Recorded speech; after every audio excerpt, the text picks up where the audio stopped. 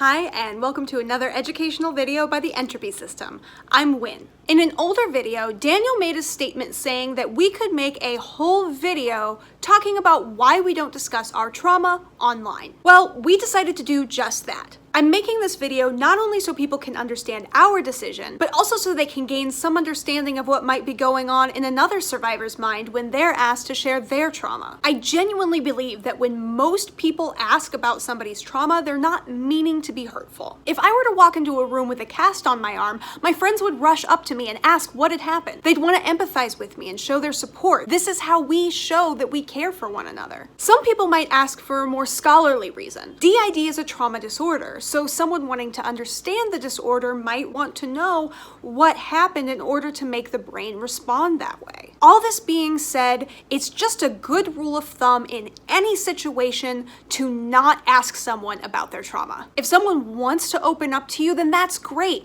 Be there for them, listen, be as validating to their experience as you can. But do not seek out someone's story. Talking about trauma is an extremely difficult thing to do. Here are 4 reasons why I choose not to discuss my trauma online. 1. Reliving trauma hurts. You know how sometimes you'll think of a memory and tons of emotions from when that memory happened just rush over you? Maybe you have some really good childhood memories. When you stop to think about them, you just kind of get flooded with this warm, happy feeling. Maybe you did something really embarrassing a few years ago, and when you think about it, your mind races and your stomach starts to hurt. Memory is a powerful thing, and the more you dive into a specific memory, the more powerful it gets. When it comes to trauma, this power can be crippling. I used to have a public speaking program where I would travel around and I would share my adult trauma story with people. At first it was really difficult, but I thought that over time it would become easier, sort of like an exposure therapy thing. That was the exact opposite of what happened. Every single presentation left me shaking and scared. For days following, I would have nightmares and anxiety attacks.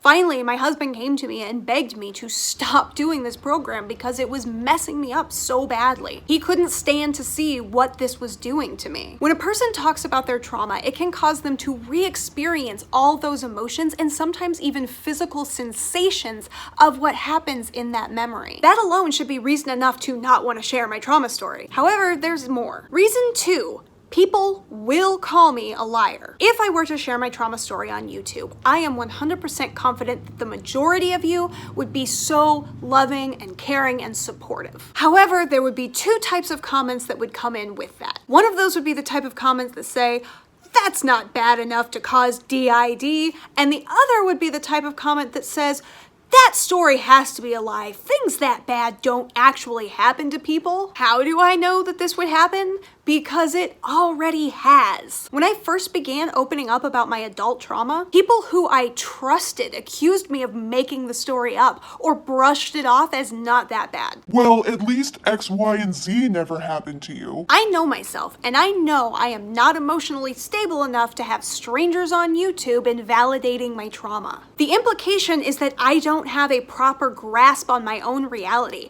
and that just works to reinforce the mindset I had during the trauma itself. When people start invalidating my trauma, I start slipping back into that mindset. And trust me, I fall back there enough on my own as it is. I do not need strangers pushing me there too. Reason 3. The internet is permanent. In Kit's video on memory and containment, she talks about how sometimes it is simply not safe to deal with a certain memory. Sometimes after processing a memory in a healthy way, it's best to just let that rest in the back of your mind rather than dig it up and re-release all that chaos you'd worked so hard to heal. Years from now, I may not be on this channel anymore. I may feel that my healing path is taking me somewhere else, and I want the ability to choose to leave my trauma story in the past. As it stands, all my videos are positive and educational, and even after I abandon this channel, I would have no problem with a person coming up and saying, "Hey, aren't you that girl from the Entropy System?" I would not be okay with someone coming up to me and saying, "Hey,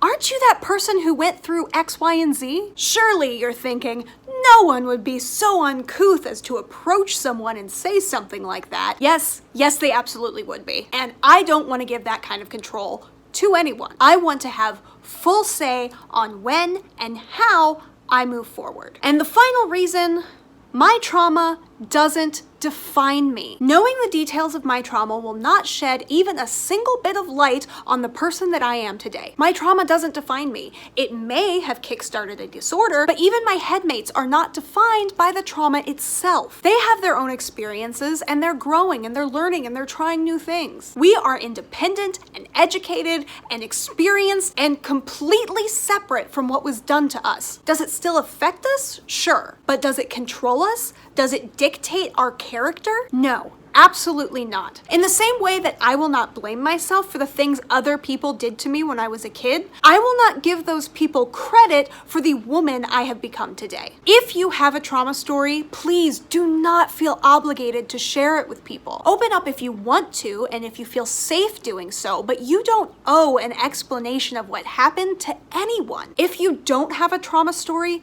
please don't ask to hear someone else's, and please be understanding if they don't want to open up to you. Whether or not someone shares their trauma with you has absolutely no reflection on your relationship with that person. It has 100% to do with that survivor and their individual well-being. If they want to open up, great, but if not, don't ask. Thank you guys all for watching this video and understanding why I and others don't open up about our trauma stories. Please like, comment, and subscribe, and feel free to use this as a resource if you don't feel comfortable explaining to someone why you don't want to share your story. I'd be more than happy to be a voice for you in that situation. I wish you all the best, and I hope you all have a really great day.